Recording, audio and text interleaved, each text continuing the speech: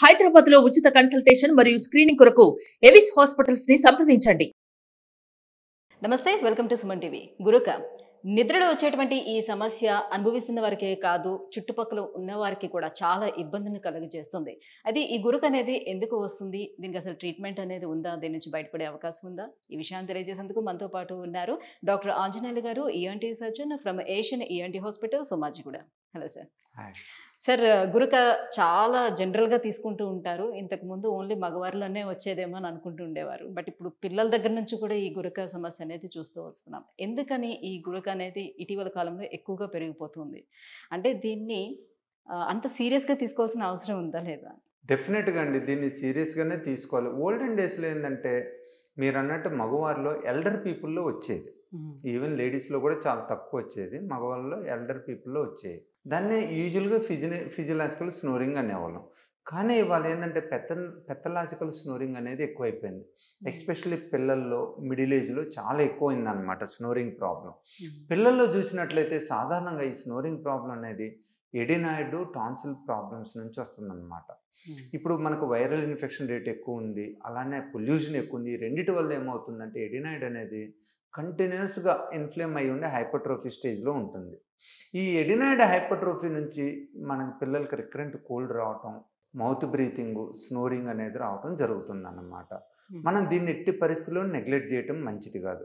అది ఎందుకంటే ఈ పిల్లల్లో స్నోరింగ్ వచ్చి అది లాంగ్ టర్మ్ ఉన్నట్లయితే over a period of time ఎవరికైతే సీరియస్గా ఉంటుందో, ఎవరికైతే స్లీప్ డిస్టర్బెన్స్ ఉంటుందో వాళ్ళకి long term cardiac hypertrophy problems కానీ, డయాబెటీస్ ప్రాబ్లమ్స్ కానీ, బికాస్ ఆఫ్ డయూర్నల్ వేరియేషన్. వీళ్ళకి ఏంటంటే నిద్ర లేకపోవడం వలన ఆ ఇన్సులిన్ లెవెల్స్ కూడా బాడీలో మారుతూ ఉంటాయి. డయూర్నల్ వేరియేషను బాగా ఫ్లక్టువేట్ అయిపోయి వాళ్ళకి డయాబెటీస్ వచ్చే అవకాశం ఉంటుంది. అలానే కొంతమందిలో లాంగ్ కేసుల్లో రేర్గా పల్మనరీ హైపర్ టెన్షన్ వచ్చే అవకాశం కూడా ఉంటుంది. ఈ పల్మనరీ హైపర్ టెన్షన్ వచ్చిందంటే చాలా సీరియస్ ప్రాబ్లం. అది మనం మందులతో కూడా కంట్రోల్ చేసుకోవాలని చాలామందిలో హార్ట్ లంగ్ ట్రాన్స్ప్లాంటేషన్ కూడా చేయాల్సి వస్తుంది అనమాట.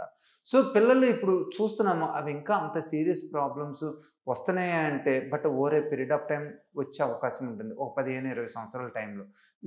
పిల్లలకి మటుకి ఎవరికైనా కూడా స్నోరింగ్ కంటిన్యూస్గా ఉన్నా, మౌత్ బ్రీతింగ్ ఉన్న, స్లీప్ డిస్టర్బెన్స్ ఉన్న ఖచ్చితంగా మనం మంచిగా ఎడినాయిడ్ ట్రీట్మెంట్ తీసుకోవాలి. మందులతో తగ్గితే సరి, తగ్గనట్లయితే వాళ్ళకి సర్జరీ చేసి ఎడినాయిడ్స్ని తీసేసినట్లయితే వాళ్ళు చాలా హెల్తీగా గ్రో అవుతారు. వాళ్ళకి ఫర్దర్ కాంప్లికేషన్స్ కూడా లేకుండా ఉంటాయి. రెండోది చూస్తుంది ఏంటంటే టీనేజర్స్, మిడిల్ ఏజ్, ఎస్పెషలీ ఈ టీనేజ్ చాలామందికి ఇంజనీరింగ్ అయిపోయేదాకా కూడా చాలా హెల్తీగా ఉంటారు. ఆ డిగ్రీ కావచ్చు, ఆ తర్వాత because of lazy life style కావచ్చు, ఆర్ స్లీప్ ప్యాటర్న్ డిస్టర్బెన్స్ కావచ్చు, ఓవర్ ఫుడ్ ఇంటేక్ కావచ్చు, ల్యాక్ ఆఫ్ ఫిజికల్ ఒబేసిటీ అనేది వాళ్ళు చాలా కామన్ అయిపోయిందండి. ఈ ఒబేసిటీ ఉన్నలో చాలా మందిలో గురక అనేది యూజువల్గా ఉంటుంది. ఎందుకంటే వాళ్ళకి మెడ నిండా ఫ్యాట్ అనేది అక్యుములేట్ అయిపోయింది. పనుకున్నప్పుడు ఆ ఫ్యాట్లో ఫ్లూయిడ్ అక్యుములేట్ అయ్యింది. ఓవరాల్గా ఏంటంటే వాళ్ళకి బ్రీత్ అనేది తగ్గిపోయింది అనమాట. ఓరోఫెరింజియల్ ఏరియాలో మొత్తం నేరో అయిపోయింది. ఇది ఇంకా షార్ట్ థిక్ నెక్ ఉన్న వాళ్ళు ఇంకా ప్రాబ్లం ఉంటుంది. ఎవరైనా పొట్టిగా ఉండి, మెడ సన్నగా ఉండి, లావుగా ఉన్నారంటే వాళ్ళు ఇంకా సీరియస్గా ఉంటుందన్నమాట. సో ఇవాళ చూసినట్లయితే మెయిన్గా ఈ మిడిల్ ఏజ్లో పెథలాజికల్ స్నోరింగ్ ప్రాబ్లం ఒబేసిటీ అనమాట.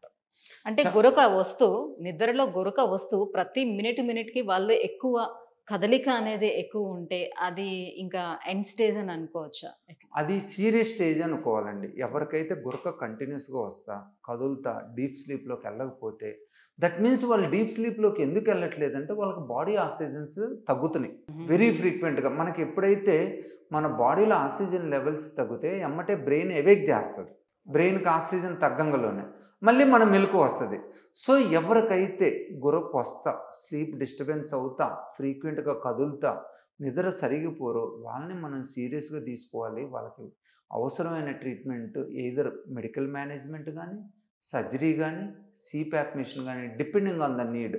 ప్రతిదానికి సిప్యాప్ మిషన్ పనిచేయదు, ప్రతిదానికి సర్జరీ పనిచేయదు, అందరికీ మెడిసిన్స్. అట్లా మనం ఇండివిజువల్గా పేషెంట్ ప్రాబ్లంని బట్టి ఆన్ ఎగ్జామినేషన్లో సిమ్టమ్స్ని బట్టి మనం టైలర్ చేసి వాళ్ళకి ట్రీట్మెంట్ ఇచ్చినట్లయితే ఇండివిజువలైజ్ కస్టమైజ్డ్ ట్రీట్మెంటు యూజువల్గా వాళ్ళు మళ్ళీ చాలా హెల్తీగా ఉంటారు, మంచిగా నిద్రపోగలుగుతారు.